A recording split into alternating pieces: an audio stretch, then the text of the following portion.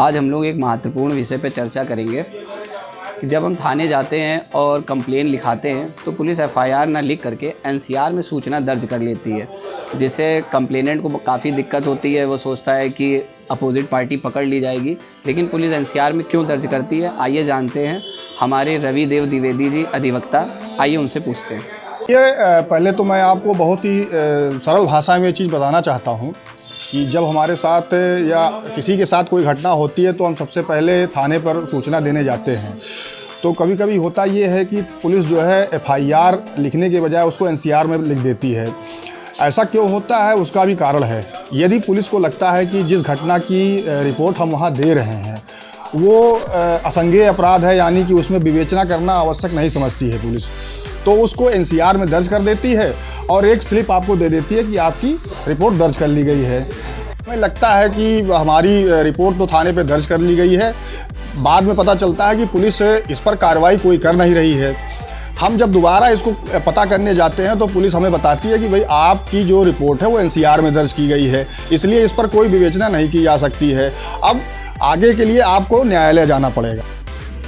आपने बताया कि हम न्यायालय जाएंगे, तो न्यायालय जाने के बाद क्या प्रोसीडिंग उसको करनी पड़ेगी आगे?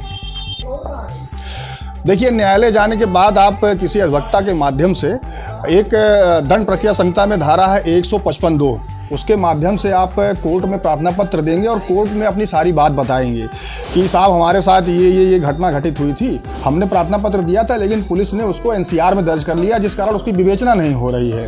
तो न्यायालय जो पुलिस आपको एक स्लिप देती है, उस स्लिप को न्यायालय में दिखाएंगे कि साहब ये हमारी स्लिप है और इस नंबर पे हमारी एनसीआर दर्ज हुई है। तो न्यायालय उसमें आदेशित करती है पुलिस को कि भाई इनकी घटना को फिर से देखा जाए और इस पर जांच की जाए कि ये संज्ञेय अपराध है कि नहीं है। आगे फिर जब न्यायालय का जो आदेश है वो थाने आता है, उस पर फिर पुलिस विवेचना करती है। उसके बाद पुलिस ये देखती है कि विवेचना के उपरांत क्या कोई ऐसी धारा है जो बढ़ाई जा सकती है या इसमें विवेचना करना आवश्यक बनता है, तो इस पर आगे कार्रवाई फिर पुलिस करती है। आप यह भी बताएं कि क्या एनसीआर के हर मामले में न्यायालय विवेचना का आदेश करती है या नहीं करती है? जी बिल्कुल, न्यायालय एनसीआर के हर मामले में विवेचना का आदेश करती है, क्योंकि वो न्यायालय भी ये जानना चाहती है कि जो घटना आप न्यायालय में बता रहे हैं और जो आपने वहाँ थाने पर लिख कर दिया है, क्या उसमें कोई सच्चाई है या नहीं है। ये सच्चाई जानने के लिए ही विवेचना का आदेश करती है। यह बताइए कि एनसीआर के ऐसे मामलों में जब विवेचना का आदेश कोर्ट कर देती है तो फिर आगे क्या होता है? पुलिस क्या कार्रवाई करती है, क्या रिपोर्ट भेजती है?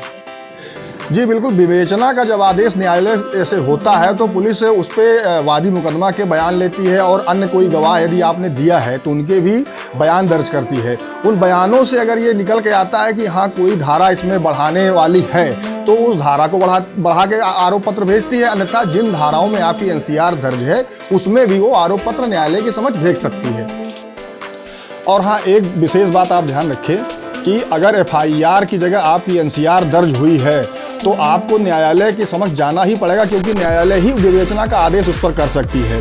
तो आप लोगों को यह जानकारी कैसी लगी, और अगर आपकी कोई भी क्वेरी है, किसी भी प्रकार की आपको जानकारी चाहिए तो आप कमेंट बॉक्स में या हमारी ईमेल आईडी पर भी आप पूछ सकते हैं।